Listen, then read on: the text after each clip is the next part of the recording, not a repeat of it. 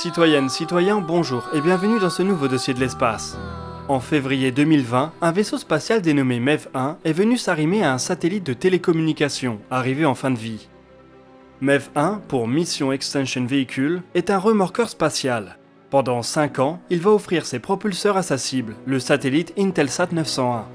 Cela permettra à ce dernier, lancé en 2001, de continuer à desservir l'Europe, l'Afrique et les Caraïbes bien au-delà de sa durée de vie initiale.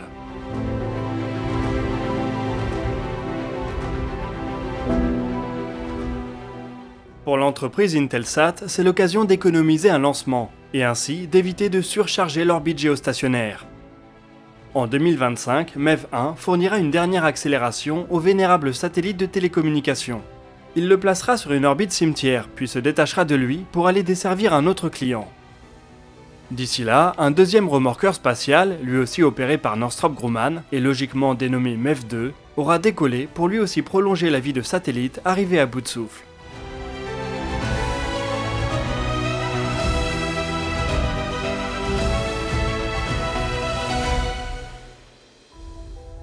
Le concept de remorqueur spatial est apparu en même temps que les premiers programmes spatiaux. Lancer un satellite ou une sonde coûte très cher, et il paraît contre-productif de les abandonner pour une simple panne de carburant. C'est pourtant le destin qui attend la majorité des appareils qui ont été lancés dans l'espace. Tous ne sont pas traités à la même enseigne. La Station Spatiale Internationale, par exemple, voit son orbite rehaussée régulièrement par les vaisseaux qui viennent la visiter. Ces vaisseaux endossent donc un rôle de remorqueur spatial en plus de leurs autres fonctionnalités.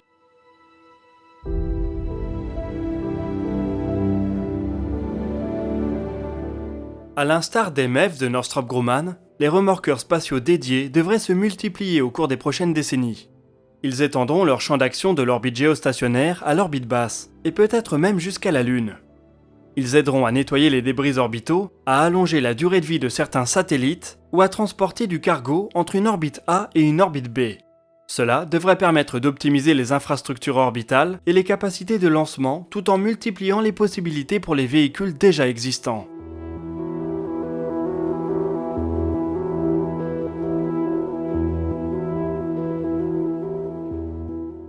La définition d'un remorqueur spatial est au final assez vague. Plusieurs véhicules pourraient rentrer dans cette catégorie. Le futur étage supérieur d'Ariane 6 sera par exemple capable de rallumer son moteur Vinci à de multiples reprises, libérant sa charge utile sur des orbites différentes. Cela lui conférerait presque un rôle de remorqueur orbital. Dans l'esprit, les nouveaux véhicules imaginés par Northrop Grumman et d'autres sont un peu différents. Ils sont conçus pour aller à la rencontre d'objets qui sont déjà sur leur orbite opérationnelle. Et ils doivent être utilisables à plusieurs reprises, sur des périodes longues qui se comptent en années. En termes d'architecture, ce sont des véhicules assez simples. Un moteur, des réservoirs aussi massifs que possible et un moyen d'accroche à un ou plusieurs autres vaisseaux.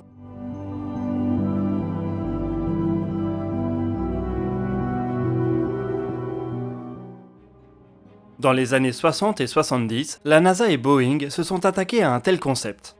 L'idée était de produire un véhicule capable de réaliser plusieurs voyages entre l'orbite terrestre et l'orbite lunaire, ou la surface lunaire. Il aurait pu transporter aussi bien des hommes que du cargo. Cette architecture ne pouvait fonctionner qu'avec une capacité supplémentaire par rapport aux remorqueurs les plus simples. Le Space Tug de Boeing devait être ravitaillé. Entre chaque aller-retour lunaire, il se serait amarré à une station spatiale pour faire le plein. C'est un détail qui rend l'architecture très complexe, mais ouvre beaucoup de possibilités.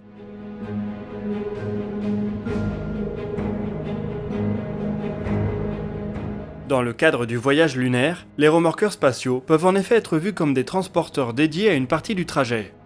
Des lanceurs classiques se chargent d'amener les charges utiles jusqu'à l'orbite basse, où elles sont prises en charge par des remorqueurs.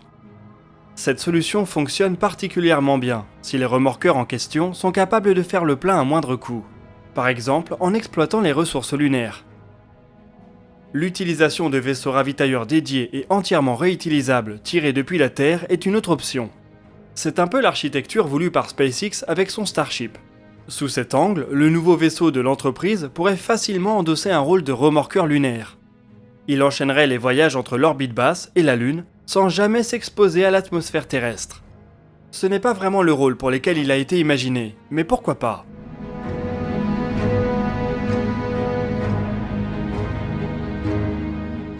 Pour une efficacité maximale, on peut aussi se tourner vers la propulsion électrique, à condition de ne pas être pressé. Un remorqueur spatial doté de moteurs ioniques ou à effet Hall offrirait un ΔV plus important qu'un remorqueur à moteur chimique. Il pourrait enchaîner les missions entre l'orbite terrestre et l'orbite lunaire, tout en simplifiant les opérations de ravitaillement. Il est bien plus simple de transporter quelques dizaines de kilogrammes de xénon que plusieurs tonnes d'oxygène et d'hydrogène. Pour offrir une desserte régulière, une flotte de remorqueurs spatiaux pourrait être employée. Chaque transit entre l'orbite terrestre et l'orbite lunaire serait par contre très long, ce qui exclut les applications de vol habité.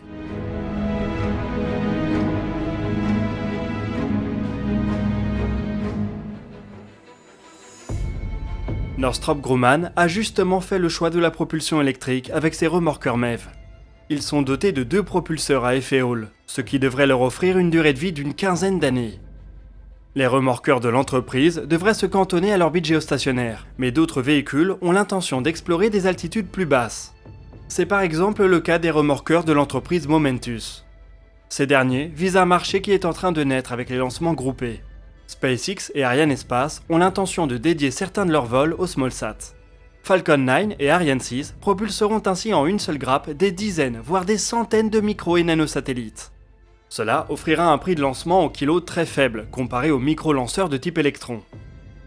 Le problème, c'est que tous ces satellites seront injectés sur la même orbite, et que pour beaucoup d'entre eux, cette orbite ne sera pas optimale. C'est là que les remorqueurs spatiaux de Momentus comptent entrer en jeu. Disposant eux aussi de propulseurs électriques, ils saisiront un ou plusieurs satellites clients pour les amener sur l'orbite voulue. Si Momentus ou d'autres entreprises parviennent à offrir des tarifs suffisamment bas, l'option lanceur lourd plus remorqueur pourrait être moins chère que l'option micro-lanceur dédié, pour une orbite similaire. Momentus souhaite pousser son offre encore plus loin.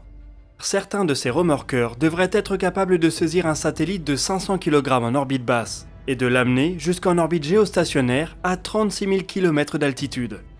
Voilà qui laisse entrevoir une nouvelle façon de concevoir le voyage spatial.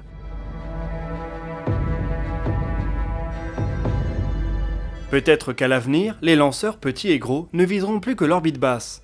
Arrivés à quelques centaines de kilomètres d'altitude, des remorqueurs spatiaux et leurs propulsions électriques bien plus efficaces prendront le relais pour un transport à moindre coût. Destination l'orbite géostationnaire, la Lune ou même au-delà. C'est éventuellement une organisation qui pourrait fonctionner. L'industrie spatiale dans son ensemble devrait tout de même subir quelques transformations. À commencer par une standardisation des ports d'attache. Saisir un ou plusieurs satellites, c'est compliqué s'ils sont de toute forme et taille. Avec son MEV, Northrop Grumman a développé un système qui vient se fixer sur les tuyères des satellites de télécommunication. Mais comment faire si le satellite visé n'a pas de tuyère ou si une partie de son architecture rend la manœuvre d'approche dangereuse ?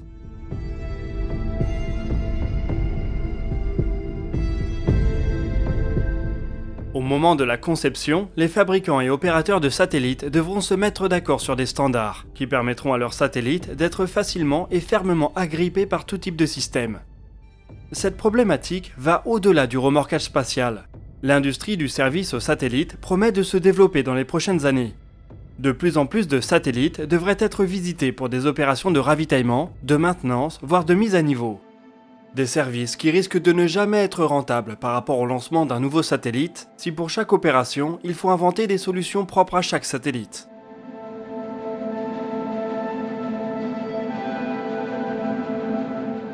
Comme ils sont déjà standardisés, les CubeSats pourraient être les premiers à bénéficier de services dédiés de remorquage. C'est déjà un peu le cas avec le travail de certains Kickstage, comme le Sherpa de Spaceflight Industries. C'est un véhicule un peu à la frontière entre un étage supérieur et un remorqueur spatial. Bardé de satellites à son lancement, il les largue sur différentes orbites en utilisant ses propres propulseurs.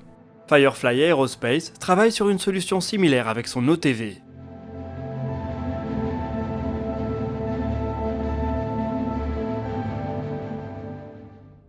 Au-delà de ces applications relativement simples à mettre en œuvre, le concept de remorqueur spatial peut être décliné de bien d'autres façons. Dans les années 60, General Electric a imaginé un remorqueur lunaire basé sur la propulsion nucléaire électrique. Son moteur ionique aurait pu puiser dans les 1,9 MW produits par le réacteur pour transporter du cargo jusqu'à notre satellite. Conçu pour supporter une base lunaire post-Apollo, Un tel concept aurait permis de diviser par deux les besoins en lancement de Saturne V. Beaucoup plus récemment, la NASA et la DARPA se sont remis à financer des recherches sur les moteurs nucléaires thermiques. Ces derniers fonctionnent en faisant circuler un gaz, souvent de l'hydrogène, au milieu de combustibles atomiques en état de fission.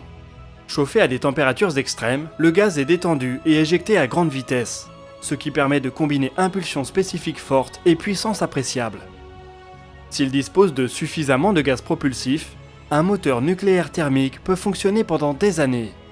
S'en débarrasser après un simple voyage vers la Lune ou vers Mars apparaît donc comme du gâchis. Les moteurs nucléaires constituent donc le candidat idéal pour des remorqueurs spatiaux interplanétaires. Régulièrement réapprovisionnés en hydrogène, ils pourraient réaliser plusieurs voyages en l'espace d'une décennie, assurant ainsi un transit rapide et régulier pour du cargo ou des hommes.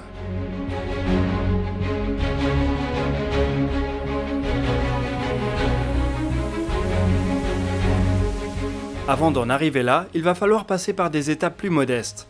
Les remorqueurs opérant en orbite terrestre devront d'abord faire leurs preuves, en démontrant qu'ils sont une alternative viable au lancement de nouveaux satellites. Ils auront peut-être aussi un rôle à jouer pour désorbiter certains débris spatiaux massifs.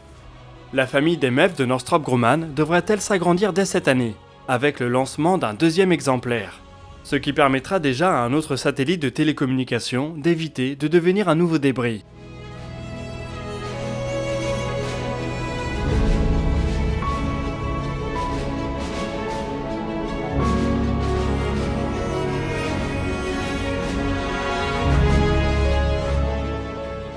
Et nous voici déjà au bout de ce dossier de l'espace. Comme d'habitude, je vous invite à faire part de vos remarques et de vos questions dans les commentaires. Nous répondrons à certaines d'entre elles dans la vidéo qui sortira le dimanche 24 mai à 18 h. Vous pouvez par ailleurs consulter la description de la vidéo pour retrouver nos sources, des liens vers nos réseaux sociaux et nos podcasts. Nous, on se donne rendez-vous mardi prochain pour un nouveau DNDE. D'ici là, citoyennes, citoyens, portez-vous bien.